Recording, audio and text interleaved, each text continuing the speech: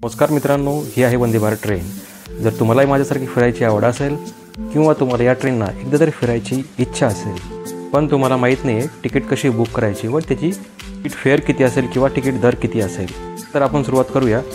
सुरुवातीला आपल्याकडे IRCTC application असणे खूप गरजेचे आहे। ॲप्लिकेशनमध्ये लॉग इन केल्याच्यानंतर बुक तिकीट या टॅबवरती क्लिक करा। तर एक टॅब ओपन होईल ज्यामध्ये सोर्स आणि डेस्टिनेशन असे दोन पॉईंट असतील।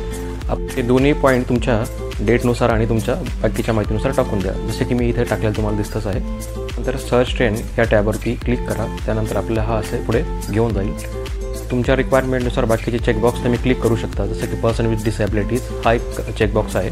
केल्यानंतर जेवढ्या पण अवेलेबल ट्रेन्स असतील त्या पर्टिक्युलर डेटसाठी तुमच्या समोर डिस्प्ले केल्या जातील, जसे की ते CSMT वंदे भारत ही ट्रेन अवेलेबल आहे 20705।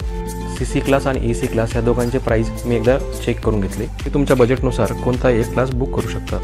खाली तुम्ही इथे क्लिक केल्याच्यानंतर तुमच्यासमोर हा टॅब ओपन होईल ज्यामध्ये तुम्हाला तुमचे क्रेडेन्शियल्स तुम्हाला इथे टाकावे लागतील, ज्यामध्ये तुमचा 4 डिजिट नंबर जो असेल ते एक तुम्हाला टाकावा लागेल।